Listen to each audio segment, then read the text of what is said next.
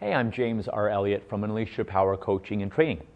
Today I want to talk a bit about why people aren't getting to their goals and how you can actually achieve your goals this year and surpass your goals. So first thing is have goals, have them. There's a statistic around 90 to 95% of people don't actually have goals. A bigger statistic, about 97% don't write them down, and probably 98 to 99% of people don't have action plans how to get there. So have goals. Most people are afraid of creating goals because they don't think they can achieve them, or they don't want to create goals because they're afraid of achieving them, or perhaps they don't deserve it or they can't achieve it.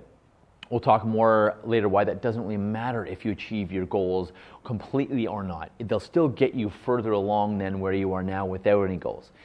Second thing about goals is be unrealistic. Be unrealistic. Make them big. Make them challenge you and push you and a little uncomfortable. Make them want to throw up, make them want you to throw up in your mouth a bit, because they are, as crass as it sounds, they are going to push you. Be unrealistic. Again, write them down. This is key. Write them down, put them in a place where you'll see them frequently, and maybe share them with other people to help hold you accountable, because you'll often be more accountable to others than you will yourselves. And you don't want to look bad by telling someone, hey, I'm going to achieve this year, this thing, and then not doing it, or say, I'm not going to do it, or bail on it. Next thing is to have milestones. So avoid worrying exactly how you're going to get there, because I can guarantee you it'll be different. In my life, things have been dramatically different than how exactly I thought I would zig and zag and ebb and flow to where I want to be. That being said, I've achieved a lot of my goals, not all of them. Sometimes it's taken the second year, sometimes it's taken some different changes and learnings and things like that. And remember that you can't do it wrong. You can't screw it up. You'll learn a lesson. There's no failure. There's only feedback. So you'll learn a lesson. You can't do it wrong. So set some goals. Worst things to worst, you throw a dart at a dartboard and figure out a goal. At least you have something to aim for, right? So you've heard of SMART goals. I want to give you a different level and different learning around SMART goals. SMART is specific, achievable, measurable, achievable, realistic, and timed. SMART. A different view on that. Yes, have your goals be specific, be measurable, be achievable. You want them realistic. You probably won't make $1 million from today, tomorrow, if you're not on track to do that. You never know. Again, realistic, absolutely, but also be unrealistic too. Again, your goals should scare you, make you a bit uncomfortable, or they're not big enough, and make it toward what you want. For example, I want to be fit, I want to be healthy, I want to be rich, I want to be successful, versus I don't want this, or I don't want to be broke, I don't want to be poor, I don't want to be unsuccessful, or whatever. Toward what you want, right? And then you be timed as well. It's like, okay, is this going to occur in your lifetime, in the next year, 2 years, 10 years? There's a saying I want you to remember. Most people will overestimate what they can get done in 1 year, and they'll underestimate what they can get achieved and accomplished in 10 years. So think of that. So for SMART goals, make them significant to you, significant to your purpose, your passion, your mission, if you will. Make them significant to you and make them meaningful to you. If it's not a meaningful goal, you are a lot less motivated to achieve it than if it's super meaningful to you. As if now, feel like you have it, feel like you've already achieved the goal. What would it be like, right? What's it going to be like? And again, toward what you want. So here's some keys to some achievable outcomes which people often miss.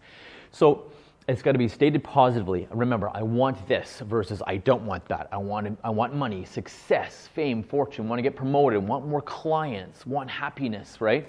It's going to be self-initiated and self-maintained. You don't want to have someone drag you to the gym every day, or drag you to work every day, for example, or drag you to a client meeting or something like that. You want it to be self-initiated and maintained. You need to be able to maintain it yourself to be successful.